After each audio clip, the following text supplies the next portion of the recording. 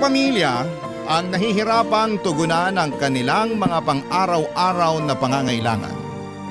Karamihan sa kanila ay tahimik na nagpapatuloy sa buhay sa kabila ng mga pagsubok at paghihirap.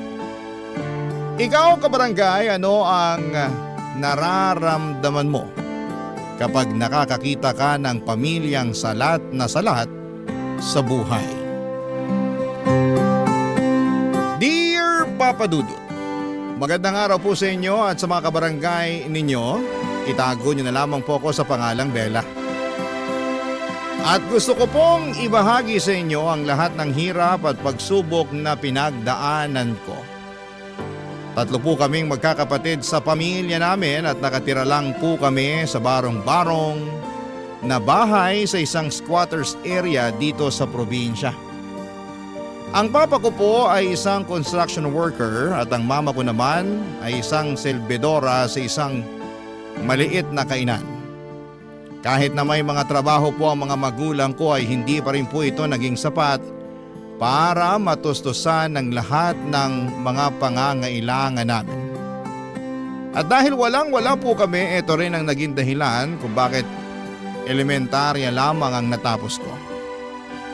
Pero kahit elementarya lang ang natapos ko ay ginawa ko pa rin ang lahat para makatulong sa pamilya, lalong-lalo na at ako pa naman yung pinakamatanda sa aming magkakapatid.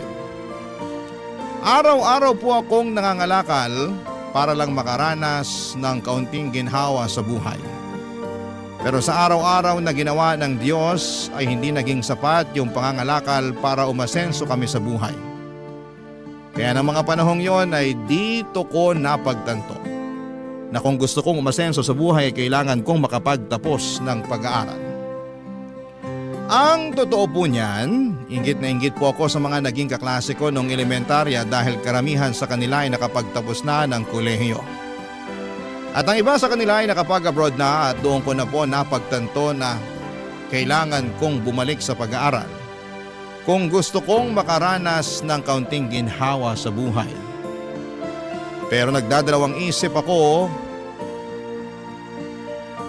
na sabihin kina mama at papa ang kagustuhan ko na makapagtapos ng pag-aaral.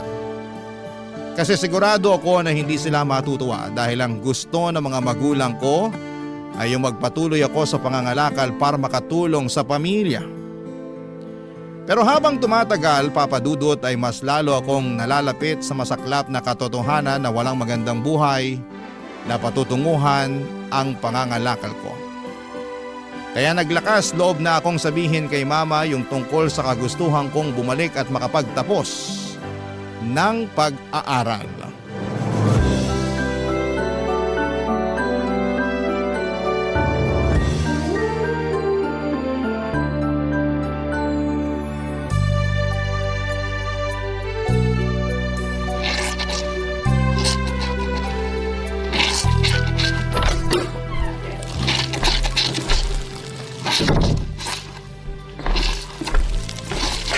Ma, ba't naglalaba pa kayo? Gabing-gabi na. Oh, Bella, ba't ngayon ka lang? Pasensya na po. Matumal kasi yung pangangalakal kanina eh. Ay, di bale na lang. May awa ang Diyos. Suswertehin ka rin bukas. Eto po pala, may dala akong bihon at sardinas para sa atin. Ay, salamat naman sa Diyos. Sigurado akong matutuwa yung mga kapatid mo niyan. Ay, siya nga pala. Yung mga kapatid mo natutulog na. At yung papa mo naman, ayun, nakatulog na rin. Napagod yata sa trabaho niya sa construction. Kumain na po ba kayo? Pinagtitiisan na lang muna namin yung natitirang tuyo kanina. Tapos nangutang na lang ako ng 1 kilong bigas dyan sa kapitbahay natin. Hindi na kasi nakatiis yung mga kapatid mo eh. Tapos yung papa mo naman, sa susunod na linggo pa sasahod. Ako na pong tatapos dyan sa mga nilalaban nyo. Matulog na po kayo. Ay naku, hindi. Kailangan na kasi ito bukas eh. Ay, mas madaling matatapos to kung pareho natin pagtutulungan. Sige ho, tulungan ko na po kayo. Pero ma, huwag niyo pa rin kalimutan na magpahinga ha. Ay naku, hindi pwede. Tuloy-tuloy yung mga gastusin dito sa bahay, kaya dapat tuloy-tuloy din ang trabaho. Pero baka kayo naman ang magkasakit niyan. Anak, Hindi uso sa ating mga mahihirap ang magkaroon ng sakit. Para lang yan sa mga mayayaman. Kayo po talaga. Hirap na nga tayo sa buhay, nagagawa niyo pang magpatawa. Anong gusto mo gawin ko? Maglupasay ako dyan sa sahig habang iniisip kung gaano kahirap ang buhay natin? Hindi naman po sa ganun. Pues kung ganon, tulungan mo na lang kami ng papa mo. Kasi sigurado ako na kapag naubos na yung sardinas at bihon na dala mo, mahihirapan na naman tayo nito. Bati niyo na lang po gamitin yung ibabayad sa inyo dito sa labada. May utang pa ako sa amo ko. Kailangan kong bayaran yun kasi kung hindi, sigurado ako na hindi na ako pauutangin nun. Ma, may gusto sana akong sabihin sa inyo. Ano yon? Gusto ko po sanang bumalik sa pag-aaral. Bella naman, hindi na nga sapat yung kinikita namin ng papa mo. Tapos ngayon, gusto mo pang bumalik sa pag-aaral? Ano ka ba naman? Wala tayong pera para dyan. Kung hindi niyo po kaya, wag po kayong mag-alala. Gagawa po ako ng paraan. Mag-working student po ako. Huwag ka nang magmatigas. Hindi ako makakapayag dyan sa gusto mo mangyari. Ma naman! Ni minsan ba hindi kayo nangarap ni Papa na magkaroon ng maganda at maginhawang buhay? Yung pangarap na yan, para lang yan sa mga mayayaman. Hindi tayo mayaman, Bella. Ayoko na ng ganitong buhay. Kailan po ba kayo matatauhan, Ma? Kapag namatay na tayong lahat sa gutom? At ano namang kinalaman nun sa kagustuhan mo makabalik sa pag-aaral, ha? Dahil yun na lang ang natitira nating pag-asa para makatikiman lang ng konting ginhawa sa buhay. Kaya sige na naman no, parang awa nyo na, pumayag na kayo. Para din naman sa inyo to eh. Hindi. Mas lalo tayo mahihirapan kung itutuloy mo yung binabalak mo. Alam niyo po ba na nakapagtapos na ng pag-aaral yung mga kaklase ko noong elementarya? Yung iba nga sa kanila nangingibang bansa na eh. Kaya naman pala nagkakaganyan ka. So ano, naiinggit ka? Ganun ba yon? Oo, naiinggit ako sa kanila kasi hindi nila kailangan magtiis sa toyo at kanin. At mas lalo lang akong naiinggit sa kanila kasi hindi nila kailangan mga lakal para makaraos sa pang-araw-araw. Tigilan na natin to, Bella. Naririndi na ako sa mga pinagsasasabi mo. Alam mo, naghahanap ng kasambahay yung kaibigan ng amo ko. Total, nasa edad ka na naman. Siguro, panahon na rin para mamasukan ka. Mas gugustuhin ko na lang mga lakal at magpakahirap bilang working student ng sabay kesa mamasukan bilang kasambahay. Ang tanda-tanda ko na, pero elementarya lang ang natapos ko. Ayoko na ng ganitong pakiramdam, Ma. Diyos ko, Bella. Sigurado akong patay na kami ng papa at mga kapatid mo sa oras na makapagtapos ka ng pag-aaral. Kaya sige na, huwag ka nang magmatigas. Sasabihin ko na sa amo ko na mamamasukan ka bilang kasambahay dun sa kaibigan niya. Pero Ma... Matulog ka na. Ako na magtatapos ng mga labada ko rito. Sige na, bago pa ako tuluyang mapikon sa'yo.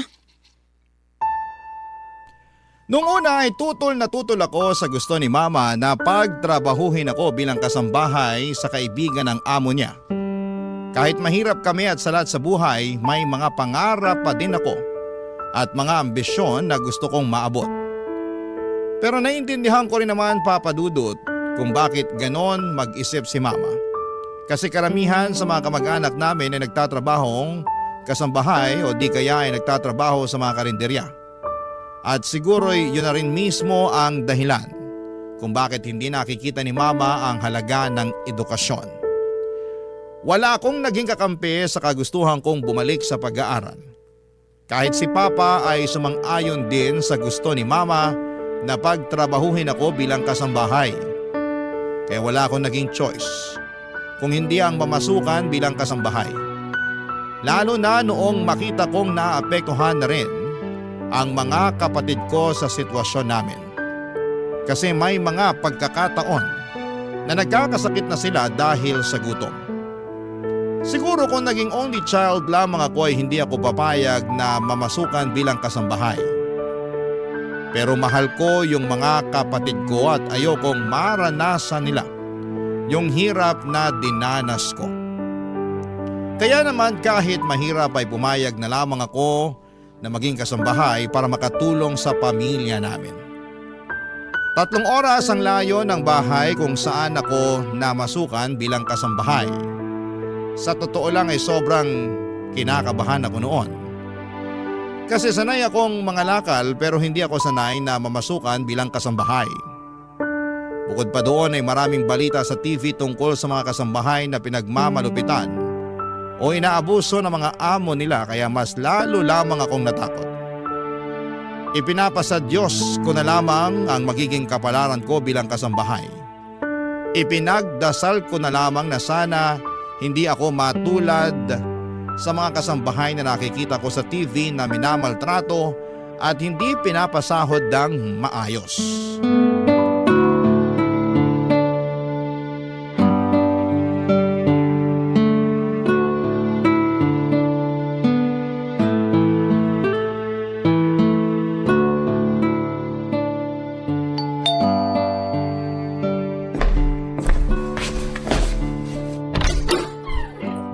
Ikaw na ba yung kasambahay na pinadala ng kakilala ko? Ikaw ba si Bella? Opo. Ay nako, halika Iha, pasok ka. Sige po, salamat. Dito tayo sa sala. Maupo ka. Ang laki-laki po pala nitong bahay ninyo. Ay oo, pero wag ka mag-alala kasi dalawa lang naman tayo dito sa bahay. Patay na kasi yung asawa ko. Tapos yung anak ko naman may pamilya na sa ibang bansa. Ganun po ba? Huwag po kayong mag-alala kasi makakaasa po kayo na gagawin ko ng maayos ang trabaho ko dito. Mabuti naman kung ganon. Mukhang mapagkakatiwalaan ka naman eh. Ako nga pala si Minda. Nice to meet you po, Ma'am Minda. Ano ka ba? Aling Minda na lang. Masyadong nakakailang naman yung ma'am. Sige po, Aling Minda. Mukhang mahiyain kang bata, no? Siguro first time mo mamasukan bilang kasambahay. Opo. Pero wag po kayong mag-alala kasi sanay na sanay po ako sa mga gawaing bahay.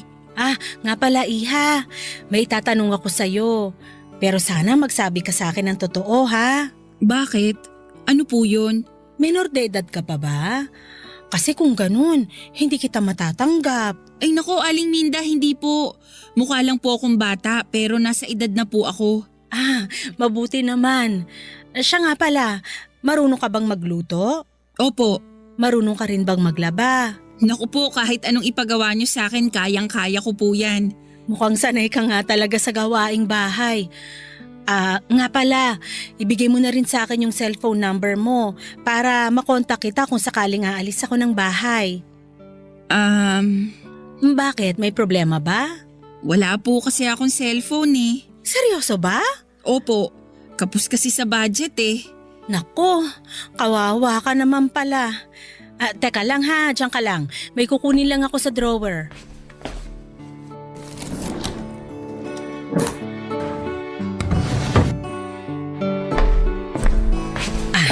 Eto. Aling Minda, para saan po tong cellphone? Sa'yo na yan. Seryoso po kayo? Oo, bigay sa akin ng anak ko yan. Matagal nang nakatambak yan sa drawer ko eh. At matagal-tagal ko na rin hindi nagagamit. Kaya sige na, huwag ka nang mailang. Tanggapin mo na. Naku, salamat po talaga dito ha. Wag po kayong mag-alala. Pagtatrabahuhan ko po ang ipambabayad ko dito. Ano ka ba naman? Huwag na. At least ngayon may magagamit ka na para matawagan mo rin ang pamilya mo kung sakasakali. Wala din po kasing cellphone si na mama eh. Pero di bali na lang po kasi nagbabalak na naman na akong ibili ng mumurahing cellphone si mama kapag sumahod na ako. Nakakatuwa naman. Napaka-family oriented mo naman palang bata ka. Pero ipapaalala ko lang sa'yo ha, na wag mong kalilimutan ang sarili mo. Matuto kang mag-ipon habang bata ka pa. Opo. Aling Minda, salamat po talaga ha. Ano ka ba? Wala yun. Siya nga pala, halika dito. May papakita ko sa'yo. Dalin mo na rin yung mga gamit mo. Sige po.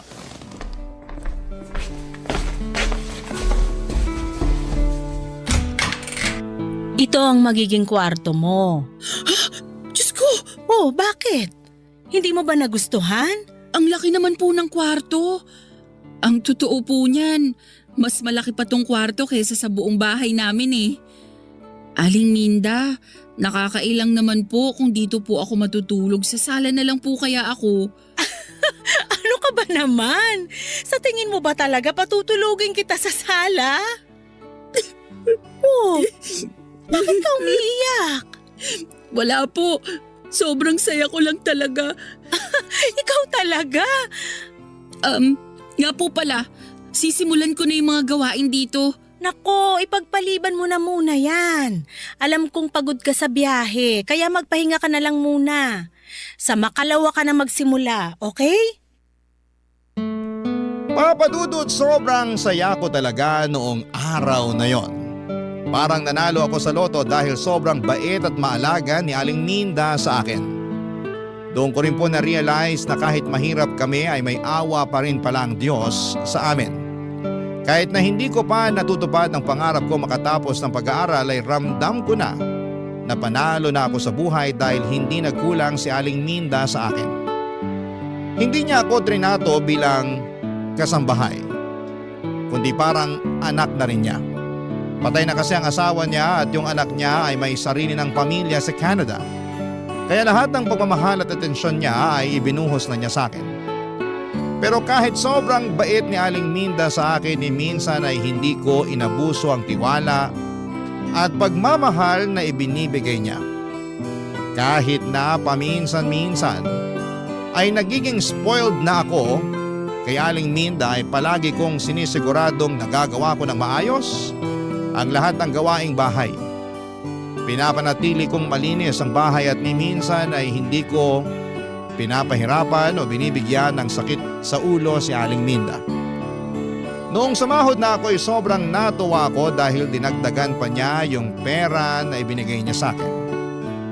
Agad-agad ko po itong pinadala kay mama yung sahod ko para makabili siya ng murang cellphone. At para na rin may pangtustos siya sa iba pa naming pangangailangan sa bahay. Sa totoo lang, Papa Dudut, naisip ko na kung si Aling Minda ang naging tunay kong ina, siguro'y mas maayos at mas naging komportable ang buhay ko kasi hindi niya ako kailanman pinabayaan. Palagi niyang sinisiguradong nakakain ako ng maayos at nakakakuha ng sapat na pahinga. Samantalang si Mama madalas ay tumatawag lamang sa akin para manghingi ng pera. Papa Dudut. Barangay Love Stories. Barangay Love Stories. Habang tumatagal ay mas lalo ko lang nararamdaman na wala nang pakialam si Mama sa akin. Dati nagagawan niya pa akong tawagan para kumustahin. Pero ngayon ay tumatawag na lamang siya kapag sumasahod ako para humingi ng pera. At ganon din si Papa. Wala akong magawa kasi hawak nila Mama at Papa ang mga kapatid ko. At kung hindi dahil sa mga kapatid ko, sigurado akong matagal ko nang pinutol ang ugnayan ko sa sarili kong mga magulang. Isang araw ay dumalaw ako sa bahay namin at sobrang nalungkot ako nang makita ko ang mga kapatid ko na tinitipid at kinakain yung toyo at kanin. At mas lalo lang akong naiyak nang malaman ko na ginagamit pala nila Mama at Papa yung perang pinapadala ko para sa amin sa pagtaya sa loto. Nag-away lang kami ng mga magulang ko noong araw na yon at umalis ako ng bahay namin na sobrang bigat ng kalooban. Sobrang naaawa ko sa mga kapatid ko kasi pakiramdam ko ako na lang talaga ang pag-asa nila. Simula noon ay wala namang ginawa sina Mama at Papa kundi ang sanayan sila sa hirap ng buhay. Hindi nga nila pinag-aaral yung mga kapatid ko. Napagtanto ko rin na hindi sapat na magkasama lang kayo bilang pamilya. Ano ang silbi ng isang buo at kumpleto na pamilya kung puro hirap lang naman ang pinagdadaanan nyo? Pinili ko na lang itago yung sama ng loob ko kina Mama at Papa. Napagtanto ko rin na mas makakabuti para sa akin kung itutuon ko na lang ang atensyon ko sa mga gawaing bahay para hindi ko masyadong naiisip yung sitwasyon ng pamilya ko. Pero habang tumatagal ay mas lalo lamang akong nahihirapang itago ang totoo kong nararamdaman.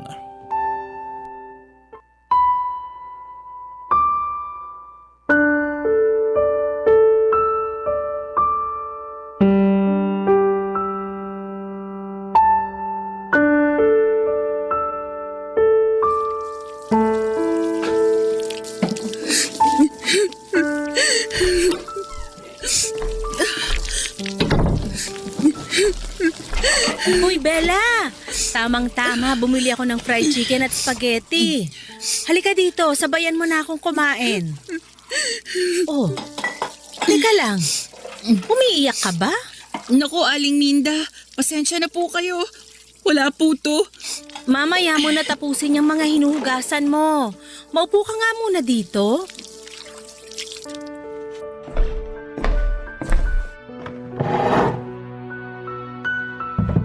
Bella, iha, tapatin mo nga ako. May problema ka ba? Pasensya na po talaga kayo, Aling Minda. Okay lang po ako. Ay, ang ayaw ko sa lahat yung pinagsisinungalingan ako. Sige na, magsabi ka sa akin ang totoo. Ano ba kasing problema, ha? Si Mama po kasi. O bakit? May masama bang nangyari sa mama mo? Wala naman po pero habang tumatagal, mas lalo ko na lang kasing nararamdaman na wala siyang pakialam at malasakit sa akin. Ha? Paano mo naman nasabi yan? Nagpaparamdam lang kasi siya sa akin tuwing sumasahod ako eh. Malay mo, baka abala lang sila sa paghahanap ng pera. Pagpasensyahan mo na lang yung mama mo. Isipin mo na lang na ginagawa nila ang lahat para sa mga kapatid mo para hindi ka na malungkot. Mabuti po sana kung ganun, pero hindi eh. Anong ibig mong sabihin? Nung pumunta po kasi ako sa bahay noong day off ko, napag-alaman ko po na ganun pa rin ang sitwasyon namin sa bahay. Hanggang ngayon, nakikita ko pa rin na nagtitiis sa toyo at kanin yung mga kapatid ko. Tapos sa loto lang po napupunta yung perang pinapadala ko kina mama. Iha naman, ba't ngayon mo lang sinabi sa akin to? Ang totoo po niyan, wala naman po sana akong balak na sabihin sa inyo to eh. Pero Tahan na, iha. Ganun talaga ang buhay, parang gulong. Minsan nasa ibabaw, minsan nasa ilalim. naku po Aling Minda, pakiramdam ko nga po palagi na lang akong nasa ilalim eh. Pero palagi mo ring tatandaan na patuloy pa rin tong umiikot. Kaya wag na wag kang panghihinaan ng loob. Kapit lang, ha? Salamat po talaga. Alam niyo po, napagaan niyo ang loob ko. Hindi man ako sinwerte sa pamilya ko, pero di bali na lang po. Kasi swerte naman ako sa amo ko. Nako, ikaw talaga ng bola ka pa. Hindi ka na iba sa akin. Ang totoo niyan, miss na miss ko na yung anak ko na nasa Canada ngayon. Pero simula nung namasukan ka sa akin, nawala na yung pangungulila ko sa anak ko. At ganun din po ako sa inyo, Aling Minda. Simula nung namasukan ako sa inyo, nakalimutan ko po yung sakit at paghihinagpis na pinagdaanan ko kay mama. Kasi tuwing kasama ko po kayo, parang kayo na rin po yung mama ko. Napupunan niyo po yung lahat ng pagkukulang ni mama sa akin. Nako, tigilan na nga muna natin tong drama na to. Pasensya na po talaga. Kumain na lang muna tayo. Sige po. Nga pala, matanong lang kita. May bala ka pa bang bumalik sa pag-aaral? Yun na nga po eh. Matagal ko na pong pangarap na makapagtapos ng pag-aaral, pero dahil kapos kami sa pera, hindi na ako nakatungtong ng high school. So ibig mong sabihin, elementary lang yung natapos mo? Parang gano'n na nga po. Naku Bella, sobrang mahalaga na nakapagtapos ka, iha. Kung hindi ka nakapagtapos, mahihirapan kang makamove on sa buhay. Iba pa rin yung nakapagtapos kasi dito ka nagkakaroon ng mga opportunity para magkaroon ng mas magandang buhay. Kaya ikaw, pagdating ng panahon, sana tapusin mo yung pag-aaral mo, ha? Siyempre naman po, Aling Minda. Sa katunayan nga, may naitabi na po akong ipon. Talaga ba? Opo, nang dahil na din sa inyo. Hindi po kasi kayo kuripot tuwing nagbibigay kayo ng sahod eh. Naku, wala yun. Ano ka ba? Deserve na deserve mo yung binibigay ko sa yung sahod. Kasi nakikita ko yung sipag mo sa pagiging kasambahay ko. Alam mo ba na yung dati kong kasambahay dito? Naku, sobrang tamad. Kailangan ko pang utusan para lang gumalaw. So ano pong nangyari sa kanya? Ayun, pinalayas ko. Naku, kawawa naman pala. Mabuti na lang talaga at ginawa ko yon. Kasi kung hindi, malamang hindi kita makikilala. Kung sa bagay.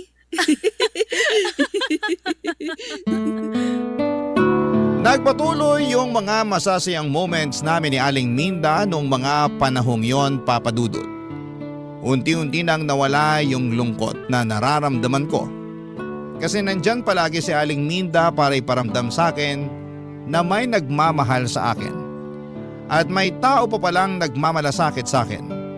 Habang pinaparamdam sa akin ni Aling Minda yon, kabaliktaran naman ang nangyayari kay Mama. Ganon pa rin siya. Tumatawag lamang o nagpaparamdam lang kapag sumahod na ako.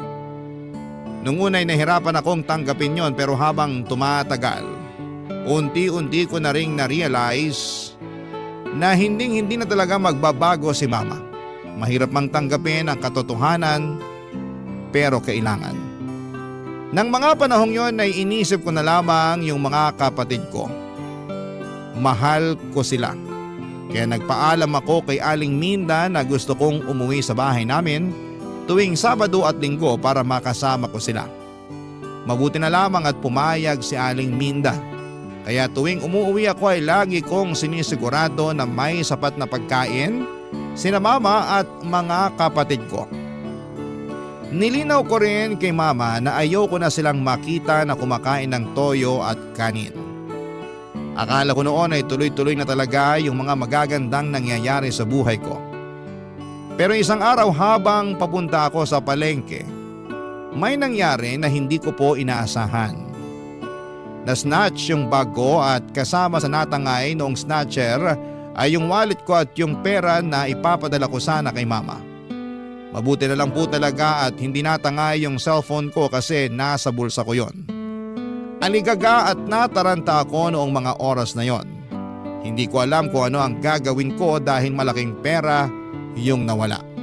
Hindi ko na nagawang ilihim ang nangyari, Papa Dudut, at sinabi ko pareho kay Aling Minda at kay Mama ang kalagayan ko ng mga panahong yon.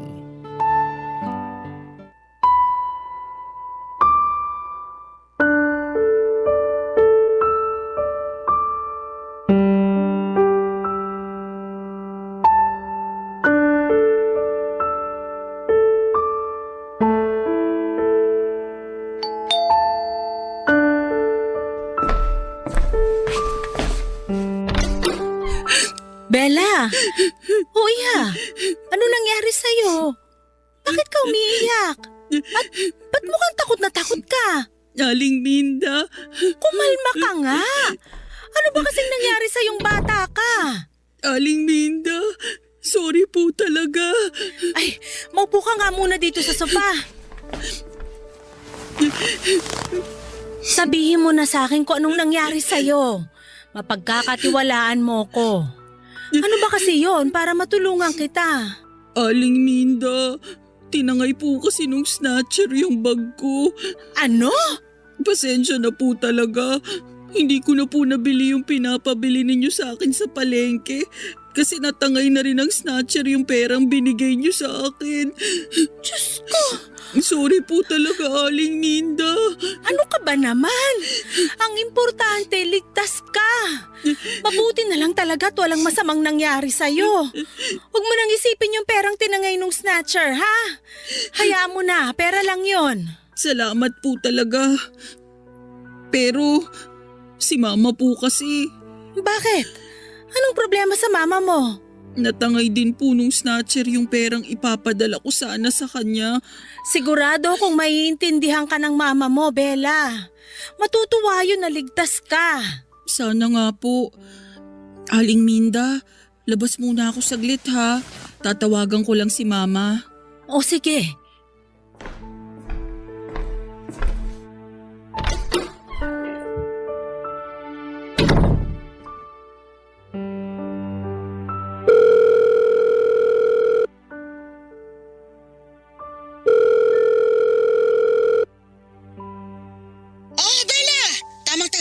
Tatawagan na sana kita pero naunahan mo ako. Ma, may sasabihin po sana ako sa inyo. Bakit? Ano yun? Ma, hindi po muna ako makapagpapadala sa inyo. Ano? Pambihira Tinangay po kasi nung snatcher yung wallet ko eh. Tanga-tanga mo naman. Hindi mo na ba talaga ginagamit ang utak mo, ha? Sandali lang, may utak ka nga ba? Alam mong may laman na pera yung wallet mo pero hindi mo iningatan. Hindi ko naman po ginusto yung nangyari eh. Ganyan! Ganyan mga tuwira ng mga bobong katulad mo. Paano ngayon yan? Kailangan na kailangan namin yung pera na ipapadala mo. Utang na loob, ma. Nabiktima po ako ng snatcher. Takot na takot po ako nung tinangay nung snatcher yung bag ko. Oh, so kaninong kasalanan yan? Hindi ba't kasalanan mo? Naku, Bella, gawa mo na paraan yung perang ipapadala mo sa amin. Naku, sinasabi ko sa'yo. Tinawagan ko po kayo kasi nagbabaka sakali akong madamayan ninyo ko. Pero mas lalo lang sumama yung loob ko sa inyo ngayon. Ang kapal na mukha mo para pagsalitaan ako ng ganyan? Nagkakaganyan ka ba porkit kumikita ka na ng sarili mong pera? Nagkakaganito po ako kasi hirap kayong umintindi. Wala na kayong ibang inisip kundi pera, pera, pera. At bakit? Sinong gusto mong isipin ko? Ikaw? Oo, kasi simulat sa pool, hindi ko naramdaman na nanay ko kayo. Walang hiya ka? Hoy, Bella, tandaan mo na hindi ka mabubuo at mabubuhay sa mundong ito kung hindi dahil sa akin. Sige na po, papatayin ko na to. Baka makalimutan ko lang na nanay ko kayo pag pinagpatuloy pa natin to. Bastos kang bata ka. Bella!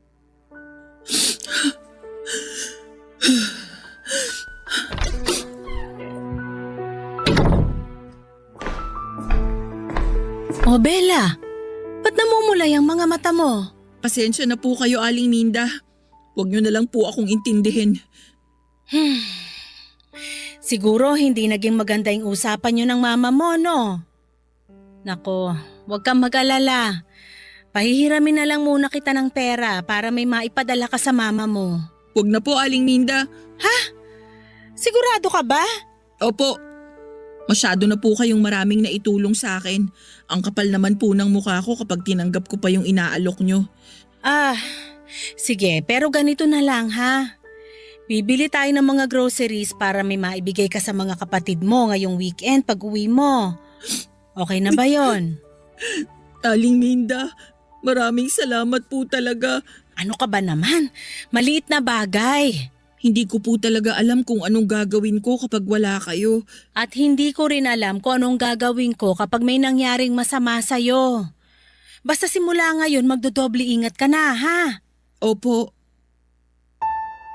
Nang mga panahong yon, Papa Dudut ay napapagaan pa ni Aling Minda ang nararamdaman ko. Pero habang tumatagal ay hindi na naging sapat yung pagdamay sa akin ni Aling Minda. Kasi tuluyan na akong kinain ng depression. Nung una'y nagagawa ko pa ng maayos ang mga gawaing bahay. Pero habang tumatagal, unti-unti na akong nawawala ng gana sa buhay. Pero kahit na sobrang bigat na ng nararamdaman ko, pinilit ko pa rin na magtrabaho. Pero bigla-bigla na lamang akong napapaiyak ng walang dahilan. At habang tumatagal ay napagtanto ko na malalim at matindi ang sugat na iniwan ni Mama sa puso ko. Isang sugat na hindi niya kailanman maiintindihan. Dumating din sa puntong hindi na ako dumadalaw sa bahay namin kasi pakiramdam ko. Kapag nakita ko pa ang pamilya ko ay lalo lamang akong malulubog sa lungkot at depression. Nakokonsensya din ako kapag naiisip ko yung mga panahong yon kasi alam kong napabayaan ko ang mga kapatid ko dahil lang sa hindi namin pagkakaintindihan ni Mama. Tuwing day off ko ay nasa kwarto na lamang ako natutulog kasi pakiramdam ko ay nawala na ng saysay ang buhay ko. At dahil halos araw-araw na lamang akong nasa bahay ni Aling Minda, napansin niya na unti-unti na akong nagbago. Sa simula ay palagi kong sinasabi na ayos lamang ako na wala akong problema. Pero habang tumatagal, mas lalo na akong nahirapan na ilihim ang nararamdaman ko. Unti-unti nang bumigat ang loob ko at hindi ko na maitago ang lungkot at sakit sa puso ko. Dahil dito, Papa Dudut, hindi na rin napigilan ni Aling Minda na mag-alala sa akin. Barangay Love Stories. Barangay Love Stories. Sinabi ko kay Aling Minda na magre-resign na lamang ako bilang kasambahay kasi hindi ko na talaga nagagawa ng maayos ang trabaho ko dahil sa depression. Pero hindi pumayag si Aling Minda. Sa halip na paalisin ako ay binigyan niya ako ng 2 linggo para makapagpahinga ng maayos. Binigyan pa niya ako ng sapat na pera at sinabi niyang baka panahon na para bumalik ako sa bahay namin para ayusin ang mga hindi pagkakaintindihan namin ni Mama. Ang sabi niya, yun lang daw ang makakatulong para mawala yung nararamdaman kong lungkot at depression. Pagkalipas nga ng ilang araw, pumunta na ako sa bahay namin. Sobrang nagulat ako nang makita na mas lumala pa pala ang sitwasyon. Napansin kong nangangayayat na ang mga kapatid ko at ang mas malala pa diyan. Ako ang sinisisi ni Mama dahil hindi daw ako nakapagpadala ng pera. Sinabi ko kay Mama na handa akong isantabi ang mga alita namin at magpapadala ako ng pera ng regular para sa mga pangangailangan ng bahay. Pero sinabi ko rin sa kanya na kapag nalaman kong hindi niya napapakain at naalagaan ng maayos ang mga kapatid ko ay hindi na ako magdadalawang isip na isumbong siya sa mga otoridad. Pakiramdam ko ay natakot siya sa sinabi kong yon kasi bigla siyang nanahimik. Hindi ko na naubos yung 2 linggong pahinga na ibinigay ni Aling Minda. Bumalik ako kaagad sa bahay ni Aling Minda at sa paglipas ng mga buwan, nagagawa ko na rin ang maayos ang trabaho ko at regular na ulit akong nakakapagpadala ng pera.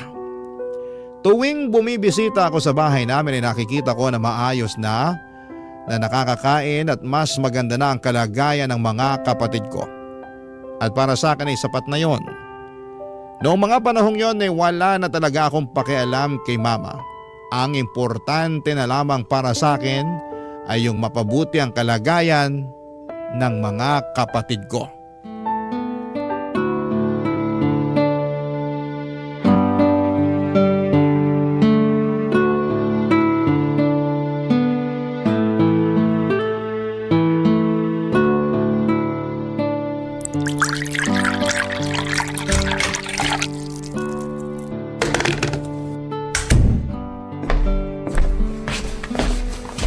Aling Minda, good morning po. Good morning din sa'yo, Iha. Magkape po muna kayo.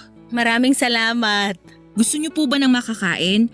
Pwede ko po kayong ipagluto. Wag na, okay na ako dito sa kape. Sige po, balikan ko na lang po kayo. Tatapusin ko na muna yung mga labada. Sandali lang, maupo ka muna dyan. Bakit po? May kailangan po ba kayo? Mamaya mo na tapusin yung mga labada. Mag-usap muna tayo. Sige po. Kamusta na kayo ng mama mo? Okay naman po kami. Napansin ko rin na maayos nang nakakakain ng mga kapatid ko. Natakot ata nung pinagbantaan ko siya na isusumbong ko siya sa mga otoridad kung hindi niya aayusin yung pag-aalaga sa mga kapatid ko. Tama yan. Yung mga kapatid mo na lang munang pagtuunan mo ng pansin nang sa ganon, hindi ka mabaliw sa kakaisip dyan sa mama mo. Kaya nga po eh. Nga po pala, Aling Minda, gusto ko po sanang humingi ng tawad sa inyo. Oh, bakit naman? Kasi naging pabigat ako sa inyo noong mga panahong nagkaroon ako ng depression. Bella, ni minsan hindi ka naging pabigat sa akin. Yan ang palagi mong tatandaan. Maraming salamat po talaga. Siya nga pala, anong grade na yung mga kapatid mo? Hindi po kasi nag-aaral yung mga kapatid ko eh. Ano? Seryoso ba? Opo. Kasi sigurado akong mahihirapan lang kami ni Mama kapag sabay-sabay namin silang pinag-aral ngayon. Pero wag po kayong mag-alala kasi pinag-iipunan ko na po yun. Pangarap ko po talaga na makapagtapos kaming lahat ng pag-aaral balang araw. Kawawa naman pala. Ay. Bella, may gusto akong ialok sa'yo. Ha? Ano po yun? Gusto kong bumalik ka sa pag-aaral. At ako na ang sasagot sa lahat ng gastusin mo. Ano po? Seryoso po ba kayo? Oo naman. Mabait at matalino kang bata, Bella. At deserve na deserve mo yung ganitong klaseng oportunidad. Maraming salamat po talaga, Aling Minda. Ang dami-dami niyo na pong naitulong sa akin. Hindi ko na po alam kung paano ko pa kayo pasasalamatan. Basta ipangako mo sa akin na pagbubutihin mo yung pag-aaral mo, ha? Opo, Ano ba naman yan? Huwag ka nang umiyak. pasensya na po talaga. Tapos, ipangako mo rin sa akin na kapag nakapagtapos ka na ng pag-aaral, tutulungan mo rin ang mga kapatid mo na makapagtapos hanggang sa makakaya mo, ha? Pangako po yan. At habang buhay ko rin pong tatanawin na utang na loob sa inyo. Hindi ko po makakalimutan to, Aling Minda. Nagdrama pa. Basta nandito lang ako kung kailangan mo ng tulong, okay? Huwag po kayong mag-alala, Aling Minda.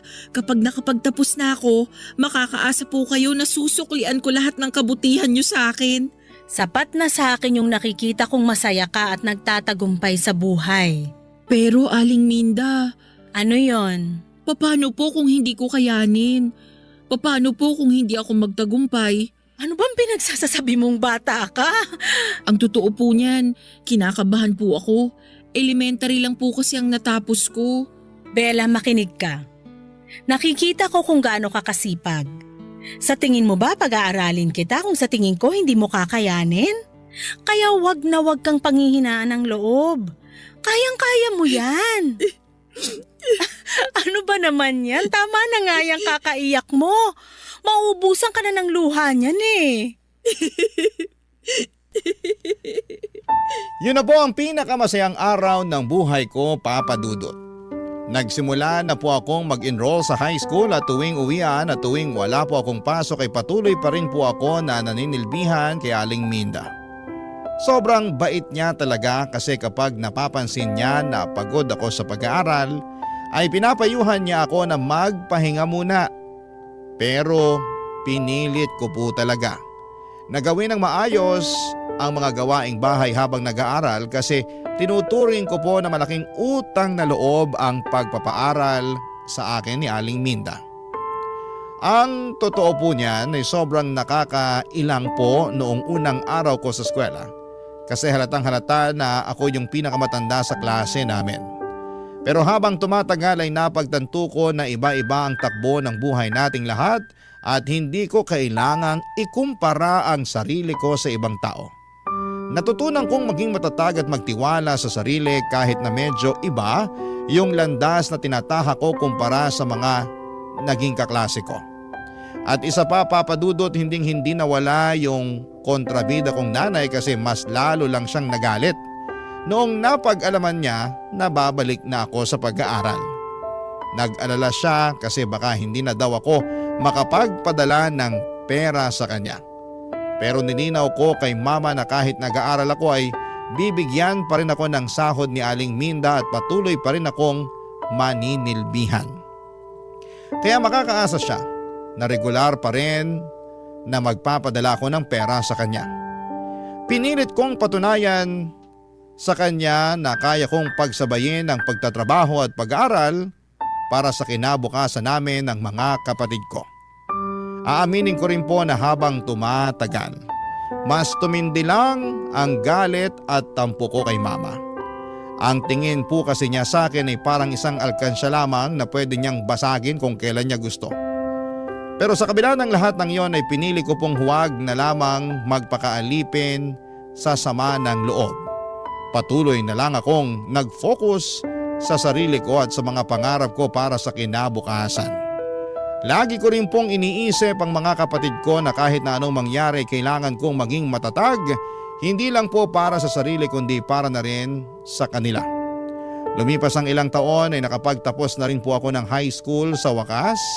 Hindi po naging madali yung mga pinagdaanan ko pero proud na proud ako sa sarili ko kasi kinaya ko yung hirap at pagod na kinailangan kong pagdaanan bago ako nakapagtapos ng high school.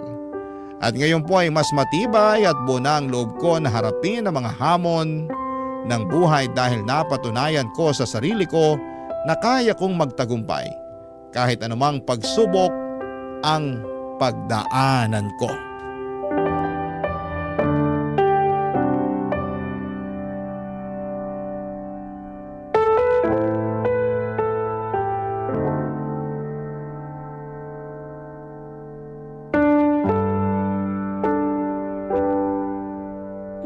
Iha, congratulations! Thank you po, Aling Minda. Ilang araw na lang at makakagraduate ka na ng high school. Hindi ko po akalain na darating pa ang araw na to. Pero eto na, mangyayari na siya sa wakas. Proud na proud ako sa'yo, Iha. Oh, teka lang, huwag kang iiyak ha. Baka mamaya magdrama ka na naman dyan, kilala kita. At dahil dyan, magse-celebrate tayo. Ho? Magbihis ka, kakain tayo sa mamahaling restaurant. Naku po, wag na. Mapapagastos lang po kayo niyan eh. Ano ka ba? Huwag mo na ngang isipin yan. Basta magbihis ka na dyan, babalikan kita, okay? Ay, sige po. Dapat pagbalik ko nakabihis ka na, ha? Oh, maiwan muna kita sandali. Si Aling Minda talaga. Hello? Bella, Bakit po? ubos na yung perang pinadala mo nung nakaraan. Huwag po kayong mag-alala, magpapadala ulit ako ng pera sa inyo sa Makalawa. Mabuti naman kung ganon. May iba pa po ba kayong kailangan? Wala na, yun lang. Di nyo man lang ba ako kukumustahin? Ano ba, Bella? Ang drama-drama mo naman. Ay, marami pa akong kailangan gawin dito sa bahay. Alam nyo man lang ba na papalapit na yung graduation ko? Ano? Teka lang. Paano ko naman malalaman hindi mo naman sinabi sa akin na gagraduate ka na pala? Talagang hindi nyo malalaman. Kasi ni minsan hindi kayo nag-abala na kumustahin ako. Kasi ang tingin nyo lang sa akin, parang ATM na pwede nyong pagkunan ng pera kung kailan nyo gusto. Bella, anak, congratulations. Huwag ka na magtampo sa akin, oh. Sige nga po, bigyan nyo po ako ng isang magandang rason para hindi ako magtampo sa inyo. Dahil nanay mo pa rin ako. Pero ni minsan hindi kayo naging nanay sa akin. Ang yabang-yabang mo naman. Porket nakapagtapos ka na ng pag-aaral, nagkakaganyan ka na? Wala pong kinalaman yung graduation ko sa tampo ko sa inyo. Yung sa akin lang naman po, sawang-sawa na ako sa pinaparamdam nyo sa akin. Kapal ng mukha mong babae ka? Naka-jackpot ka lang ng amo na may kaya? Akala mo kung sino ka na? Yung amo na sinasabi nyo, ang nagsilbing nanay ko sa mga panahong hindi kayo nagpakananay sa akin. Ah, talaga ba? Bakit? Dahil mayaman siya at mahirap lang kami ng papa mo? Ganun ba yon? Hindi! Dahil sa kanya ko lang naranasan yung pagmamahal ng isang tunay na ina. Siya ang pumuno ng lahat ng pagkukulang ninyo. Nung mga panahong pinaparamdam nyo sa akin na wala akong silbi at wala akong kwenta, pinaramdam ni Aling Minda sa akin na may mararating pa pala ako sa buhay. Siya lang ang naniwala sa akin noong mga panahong patuloy nyo akong minamaliit at pinagsasalitaan ng masasama. Wala kang utang na loob? Ang kapal na mukha mo para pagsalitaan ako ng ganyan. Umayos ka, Bella, ha? Bawas-bawasan mo yung tabas ng dila mo kundi puputulin ko yan. Ngayong nakapagtapos na ako ng high school, mag-working student ako para makapagkolehiyo. Uupa ako ng maliit na boarding house at higit sa lahat, kukunin ko na yung mga kapatid ko. Diyos may patawarin, ang yabang-yabang mo. Bakit? Kaya mo na bang buhayin ang mga kapatid mo, ha? Sigurado akong mahihirapan ako sa gusto kong mangyari. Pero hindi ako makakapayag na gawin nyo sa mga kapatid ko yung ginawa nyo sa akin. Kaya gagawin ko to ng paraan hanggat sa makakaya ko. At bakit? Ano ba ginawa ko sa'yo, ha? Diyos ko ma, ginawa nyo akong alkansa at paulit-ulit nyong binabasag. Nanay mo ako at anak lang kita, kaya dapat lang. Matanong nga kita ma, kailan mo ba ako huling kinumusta? Kailan ba yung huling nagtanong ka kung okay lang ba ako? Kailan yung huling tumawag ka na hindi binabanggit ang tungkol sa pera? Kailan?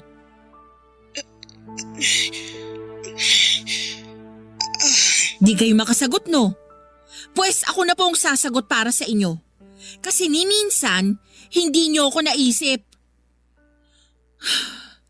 Sige na po, tatawagan ko na lang kayo ulit kapag handa na yung pera ninyo. Siguro ay marami sa mga kabarangay ninyo ang iisipin na mayabang o hambog ako, Papa Dudut. Pero tiniis ko po ang pang-aabuso ni Mama sa akin ng ilang taon. Siguro kaya ko nagawang sagutin si Mama ng ganon kasi napuno na ako sa pagmamalupit niya sa akin at may hangganan din naman ang pasensya ko. Pero sa puntong ito ay handa na akong manindigan at ipagtanggol ang sarili ko laban sa mga taong umaabuso sa akin.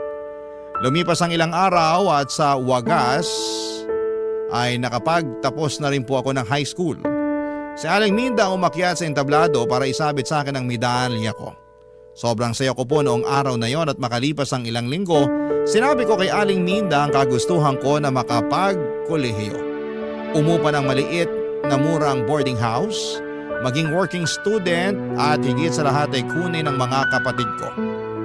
Noong una ay sobrang nagulat si Aling Minda dahil alam niyang hindi ito magiging madali kasi hindi naman daw kalakihan ang allowance na natatanggap ng mga working student at sigurado din siya na may hirapan lamang ako sa pag-aaral ko kung maghahanap pa ako ng additional income.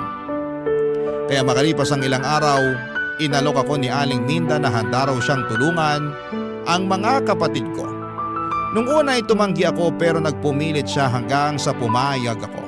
Napagkasunduan namin ni Aling Minda na kapalit ng pagpapatira niya sa amin ng mga kapatid ko sa bahay niya ay patuloy pa rin ako na maninilbihan sa kanya kahit na nagwo-working student ako. Ngayon po ay nasa kolehiyo na ako at nag-aaral sa kursong Mass Communication. Ang mga kapatid ko naman ay pinag-aaral na din ni Aling Minda at para makabawa ay sinisigurado kung palaging maayos at malinis ang bahay. Sobrang saya ko dahil mukhang nagkakasundo si Aling Minda at ang mga kapatid ko. Siguro hindi na siya nagdalawang isip na kupkupin sila dahil hanggang ngayon ay nangungulila pa rin siya sa anak niya na nasa Canada. At nang kinuha ko ang mga kapatid ko kay Mama, hindi na po siya tumanggi. Siguro'y alam na niya na mas magiging magaan ang buhay nila ni Papa kung wala na silang pinapakain. Kaya pumayag din sila na kunin ko ang mga kapatid ko. Hanggang ngayon ay wala pa akong kontak kina Mama at Papa at wala rin akong balak na kausapin sila. Panahon na lamang ang magsasabi kung kailan ko sila muling mapapatawad.